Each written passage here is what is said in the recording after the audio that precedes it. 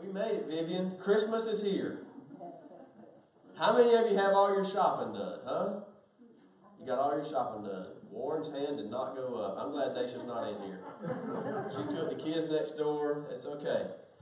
It's been a busy time. We actually went over to Chattanooga yesterday and braved the crowd a little bit and even worked our way into Cheesecake Factory. What was a 2-hour wait, I guess. I stood there and waited a long time. But there were people everywhere. I mean, absolutely everywhere. We sat in traffic. It was backed up, and I thought it was bad a week ago. Oh, no. Yesterday was awful, and we'll not do that again. But Christmas is only 2 days away. 2 days away, and over the next 48 hours, no doubt, most of us will engage in some activities with family and friends and do some amazing things. And 'tis the season for so much that we've talked about over the last few weeks as we've explored the sounds of Christmas. 'Tis the season for the arrival of Christ. Christ coming into this world, into this earth, as Philip pointed out, complete flesh and blood, something that no other God has done, which makes him significant even more. And for Christmas, we'll gather around this week with family and friends, and we'll eat a lot of food. And I'm frying a turkey tomorrow at my mom and dad's house. I love to fry turkeys. I'm excited about that. I'm going to inject that bad boy later and fill him up with some juices. And that's part of Christmas. It's what you do. You gather around, you tell Christmas stories, and maybe you sing with your family, and you open gifts, and you spread Christmas cheer, and perhaps the parades and all that are over with. Maybe your Christmas parties are done. Or maybe you still got some to come. Our church board does a Christmas party every year. It's on January 20th. Why? Because there's so much going on in December. So we looked around the table and said, hey, let's just push it back a little bit. Let's just wait till everything calms down and do it at a later time. And so the sounds of Christmas are all around us, but nothing connects us to Christmas and gets us more in the Christmas spirit than Christmas carols. We sang this morning, Joy to the World. Hark the Herald Angels Sing, getting us in the mood. Last week the kids sang to us. Everywhere you go, you hear Christmas music all over the place. We know these carols many times, but how often do we just listen to a carol and not even think about the true meaning? And I told you 4 weeks ago, or 3 weeks ago when we started this series, that so many people in our culture who are not even religious people, they don't even claim to know Christ or to be Christians, they listen and even sing along to songs like Joy to the World and don't even realize what they're singing. Before they know it, they're walking through a store and shopping and Joy to the World, the Lord. And they don't know the Lord from Adam. So many people do this. Why? Because it gets ingrained in our culture and it gets us in the spirit. But if we ever stop to think about the words of some of these songs, the first one we looked at was O come, Emmanuel. And we talked about how God was silent from the end of the Old Testament to the beginning of the New Testament for about 400 years. He didn't say a word. And his people were like, God, just let us hear from you. Just make a sound and let us hear from you. Just let us know that you're there. We're lonely. We're broken. We're in a wilderness moment in our life. And in Luke's gospel, John the Baptist comes with a voice calling in the wilderness, says, prepare the way for the Lord, make straight paths for him. Here is John the Baptist singing one of the first Christmas carols. Here comes the Lord. O come, Emmanuel. The Lord is coming. Prepare the way. And yet the Jewish people didn't even recognize it.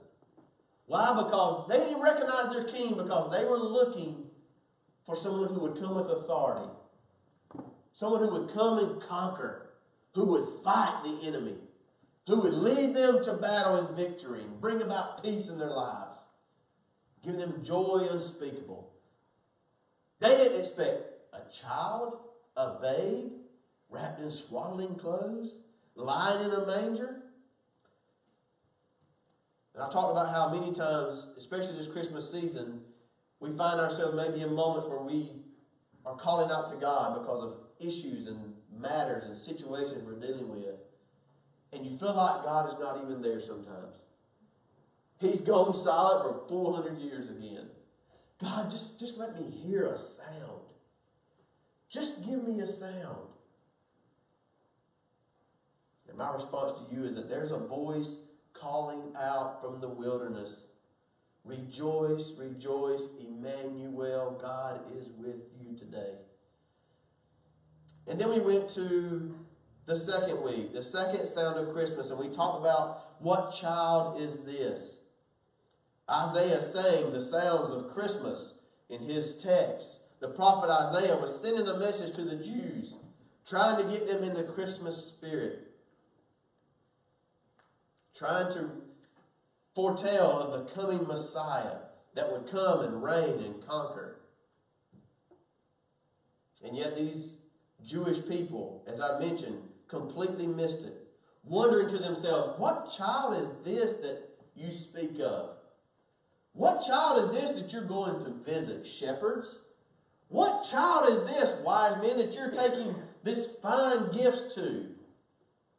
This is not a king. This is not a Messiah.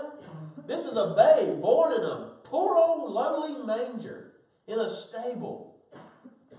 What child is this that you speak of?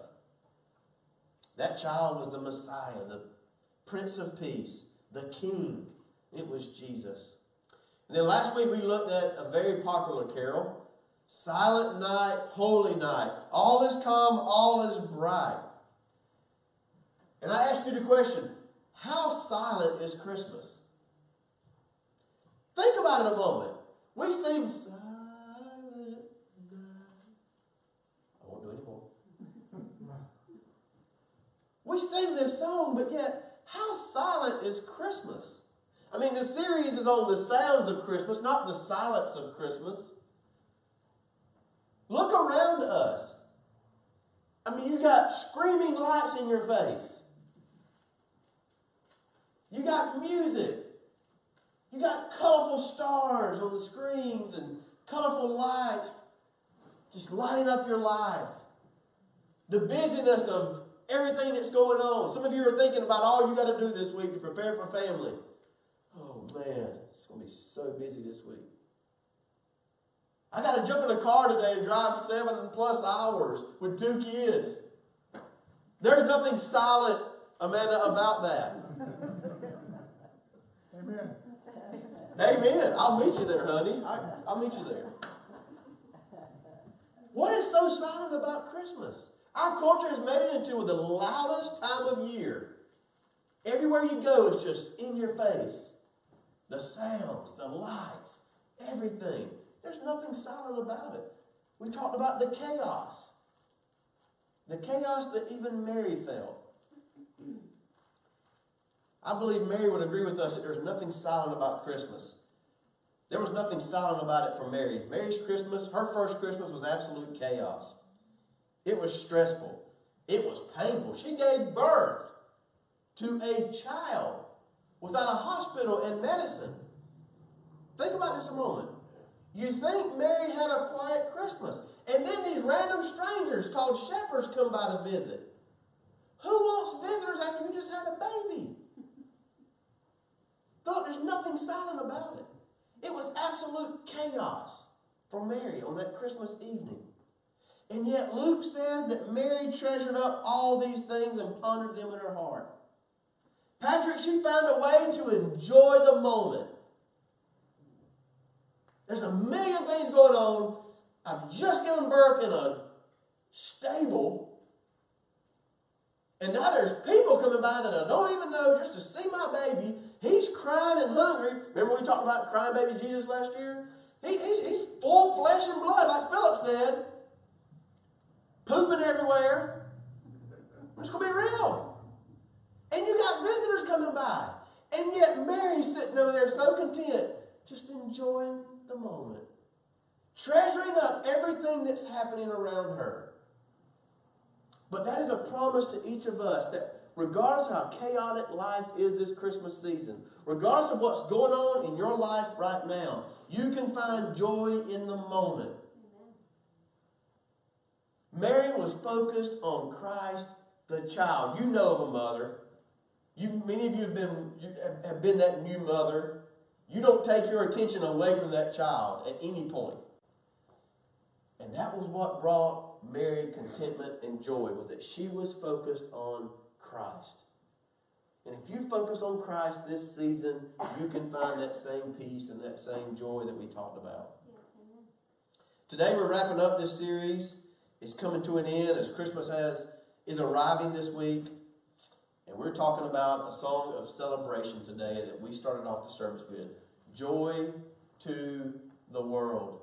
The Lord is come. Let earth receive her King.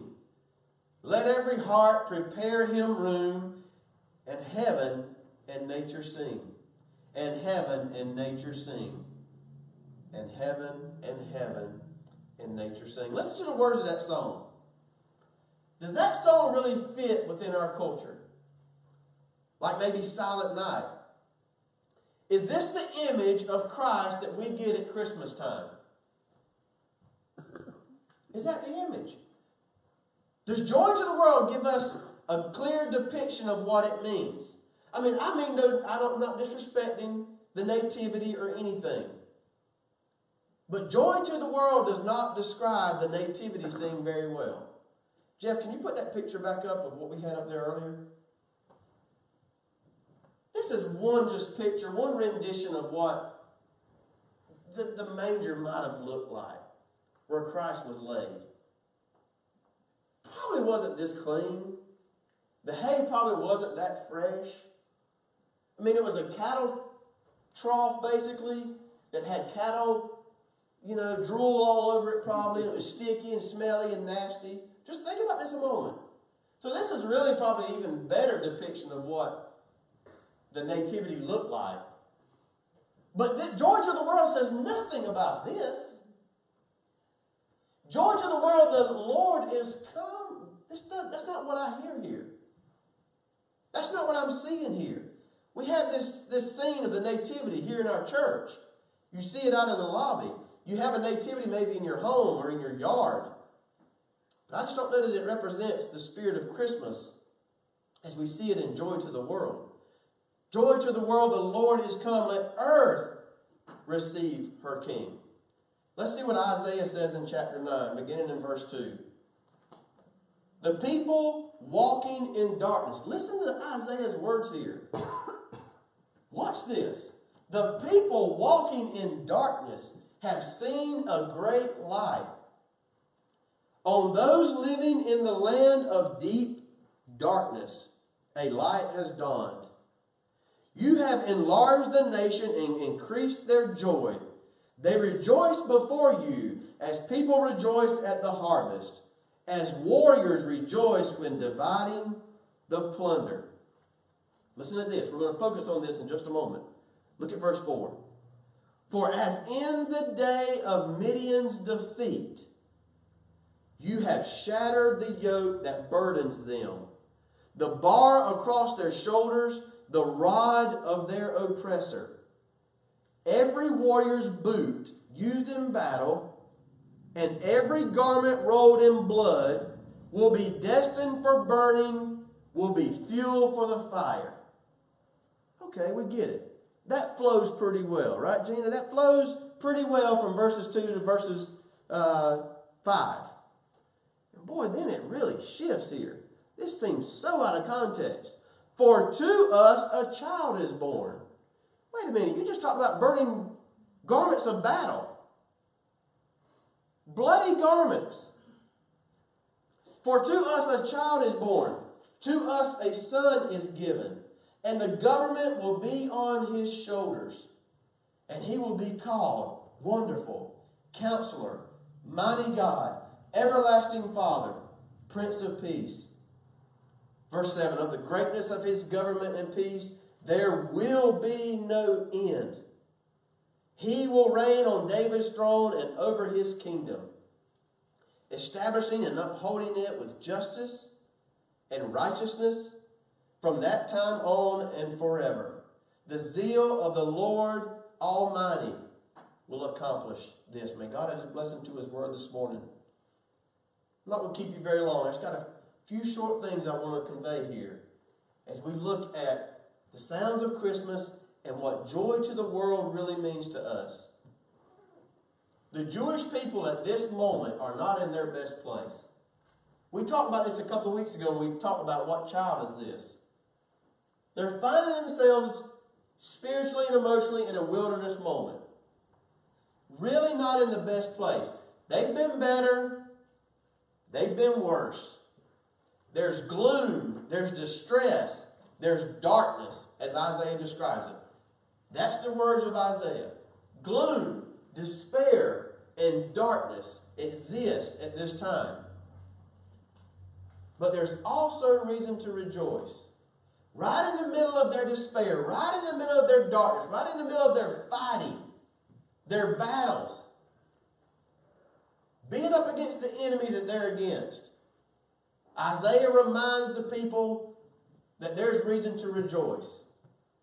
And he looks at them and says, remember the fight that you had before? Remember the battle that you had against Midian? Remember the defeat that you brought over them? For as in the day of Midian's defeat, what a glorious day that was. You overcame the enemy. You fought for what you stood and believed in. And the enemy was crushed and overtaken. Remember when that happened? Isaiah takes them back for a moment. You shattered the yoke and the rod of the oppressor. The one who oppressed you. You shattered them and the hold that they had on you. And Isaiah tells the people that the days of battling are coming to an end. In verse 5 he says the battle garments and the boots are going to be burned. Those things you wore in battle that had blood on them from the enemy, and maybe even your own blood from the sacrifice, those things are going to be burned and done away with. You won't need those garments anymore. I'm doing away with those. We're doing away with those garments. Why? Because the battle has been won. You'll no longer live in oppression. You will no longer be subject to the yoke of the enemy. You will no longer have to endure the rod of the enemy on your shoulders. Why? Because joy to the world, the Lord is come. That's why. Certainly the people had to be thinking, well, why will we not have to do these things? What do you mean, Isaiah the prophet, that we won't have to battle anymore? Why do you think we are okay to burn our battle garments? Why are we okay to move on from this? We're just going to get caught empty-handed, unprepared, and the enemy's going to overcome us. But Isaiah says, no. Joy to the world, the Lord is come. For to us a child is born. To us a son is given. And the government will be on his shoulders. He will be called Wonderful Counselor, Mighty God, Everlasting Father, Prince of Peace. The greatness of the government and peace, there will be no end. He will reign on David's throne and over his kingdom, establishing and upholding it with justice and righteousness from that time on and forever. The zeal of the Lord Almighty will accomplish this. Joy to the world, the Lord is come. Let earth receive her King. Let me tell you something. Christ coming to this earth by way of a virgin, by way of a donkey, by way of a manger in Bethlehem and a star in the sky, and the shepherds watching their flock by night, and wise men bearing gifts. That is reason to celebrate this time at Christmas. The nativity is reason to celebrate. Why? Because it brings joy to the world. Amen. It was the beginning of the beginning. Yes. Amen. Christ coming to this earth was the beginning of the beginning. It was a moment when Christ came as child to begin the plan of redemption for you and for me that would be completed by way of the cross and by way of the grave and by way of the resurrection.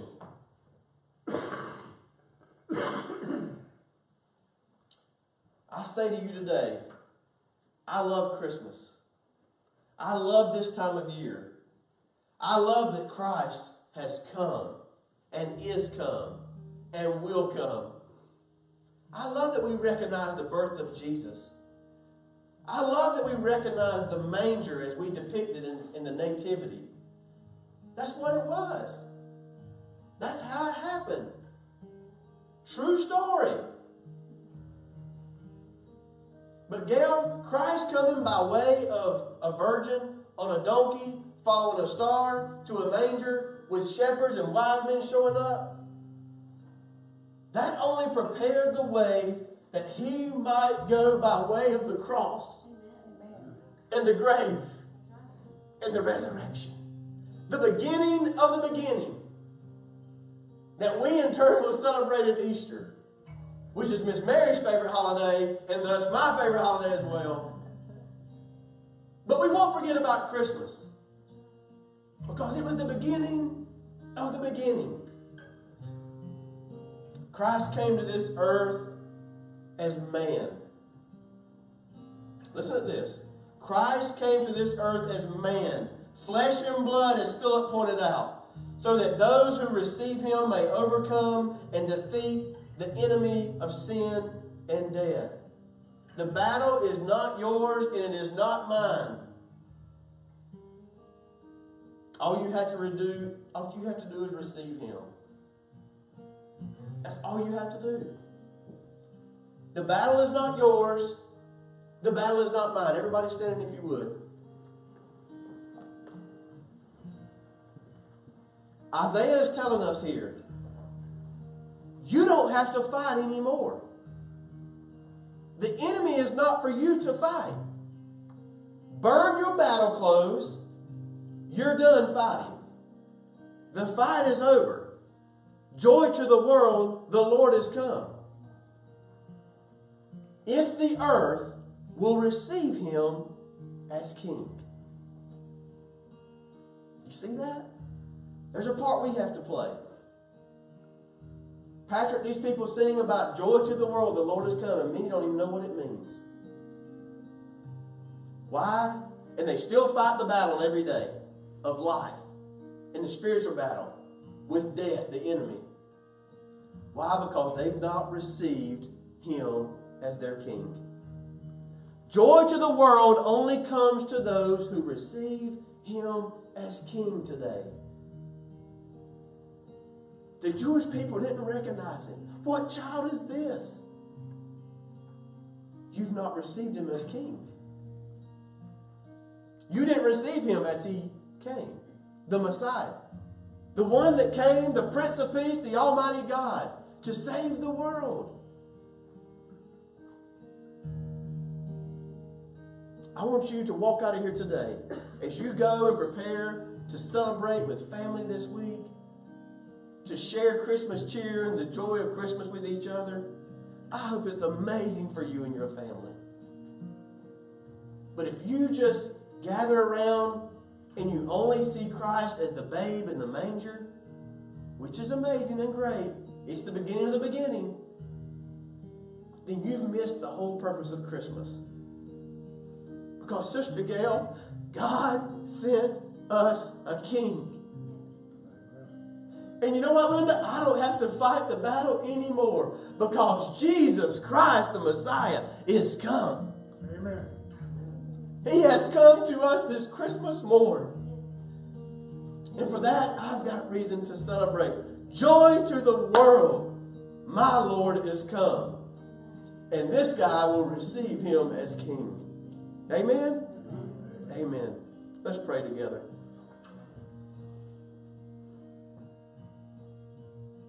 God, we thank you, dear Lord, for all your blessings on our life. You mean so much to us.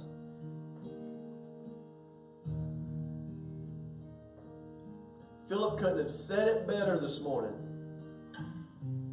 that what separates you from the other gods is that you were willing to become complete man, flesh and blood, to put yourself in a position through your Son to provide an atonement, to provide redemption for our lives, for the sins of this world. And because of that, we don't have to fight the battle,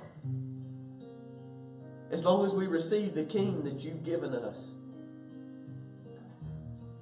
Your Son has come. Christ has come. May we receive Him as King this morning in our lives. I would hope to say that everybody here knows Christ as their Savior. I would certainly hope so. But may we be reminded this morning of the powerful, powerful reality that we were given a King. Don't let us miss out on it like the Jewish people did. May we recognize Him as King, as Emmanuel, as God with us this Christmas season. Oh come, Emmanuel, into our lives. May we spread this joy, this hope, this love, and this peace that you've given us with the world that you've called us to this Christmas season. No doubt, even today, God, many of us this week, we will gather with family, we will gather with friends, we will gather with those people that don't even know you as their King.